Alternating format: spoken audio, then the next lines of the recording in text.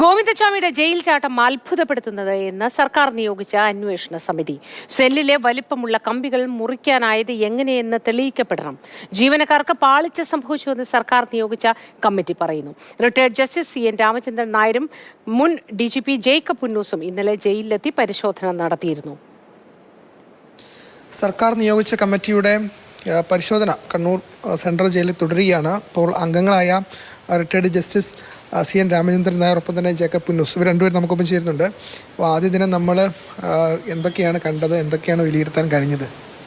ഞങ്ങൾ കണ്ണൂർ സെൻട്രൽ പ്രison കാണാൻ പോയി. ഗോവിന്ദചാമി താമസിച്ചിരുന്ന സെല്ല് കണ്ടു. ആ സെല്ലിൽ നിന്ന് അയാൾ എങ്ങനെ എസ്കേപ്പ് ചെയ്തു എന്ന് ജയിൽ അധികൃതർ നമുക്ക് പറഞ്ഞു തന്നു. ജയിലിലെ വലിയ തിക്കായിട്ടുള്ള കമ്പി അറുത്ത് മാറ്റി. ഒരുപക്ഷെ എന്തെങ്കിലും സഹായം ലഭിച്ചിട്ടുണ്ടോ എന്നറിയില്ല. ഏതായാലും അങ്ങനെ ഒരു ആയുധം അയാളുടെ കിട്ടിയത് വളരെ തെറ്റായിപ്പോയി. അതൊരിക്കലും അതിന് അവസരം ഉണ്ടാകരുതഞ്ഞു. ആരുടെ വീഴ്ചയാണ്, എന്തുകൊണ്ടത് സംഭവിച്ചു എന്നുള്ളത് അറിയില്ല. ഏതായാലും ദിവസങ്ങൾ എടുത്ത് കാണും. 6 സ്ഥലത്ത് മുറിച്ചിട്ടുണ്ട് കമ്പി. അങ്ങനെ 3 കമ്പിയുടെ 2 വശം അറുത്താണ് അയാൾ എസ്കേപ്പ് ചെയ്തത്. അപ്പം പൂച്ചയൊക്കെ കയറാണ്ടിരിക്കാനായിട്ട് അവിടെ നൂലുകൊണ്ടൊക്കെ കെട്ടിയിരുന്നു. അപ്പോൾ ഈ കെട്ടിയിരുന്നുകൊണ്ട് ഈ അറുത്ത് മാറ്റുന്ന ഭാഗം, ഇരുമ്പ് കമ്പി അറുത്തുകൊണ്ടിരിക്കുന്നത് ഹൈഡ് ചെയ്തപ്പെട്ടു. അത് മറഞ്ഞിരുന്നു. അതുകൊണ്ട് ജയിൽ അധികൃതർ അത്ര ശ്രദ്ധിച്ചില്ല. 2-3 ബാരൽ കൊണ്ട് വലിയ മതിലിൻ്റെ അടുത്ത് വെച്ച് അയാൾ അവിടെ ഉണ്ടായിരുന്ന തുണികളെല്ലാം എടുത്തുകൊണ്ടുപോയി റോപ്പ് കെട്ടി ഈ ബാരലിൽ കെട്ടി മുകളിൽ കയറി ചാടുകയാണ് ചെയ്തത്.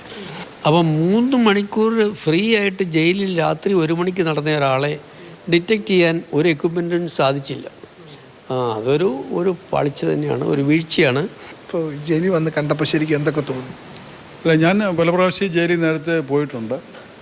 ഇവിടെ ഈ പർട്ടിക്കുലർ പേഴ്സൺ, അതായത് നമ്മുടെ ചാമി താമസിച്ച സെല്ലിൽ നിന്ന് ചാമി പുറത്ത് അറുത്ത് ഇറങ്ങി വന്നു എന്ന് പറയുന്നതിൽ ഇച്ചിരി അത് തെളിയിക്കപ്പെടേണ്ട ഒരു വസ്തുതയാണ്. എങ്ങനെ അറുത്തു അതിൽ അടങ്ങിയിട്ടുണ്ട്. ഞങ്ങളത് പരിശോധിക്കും.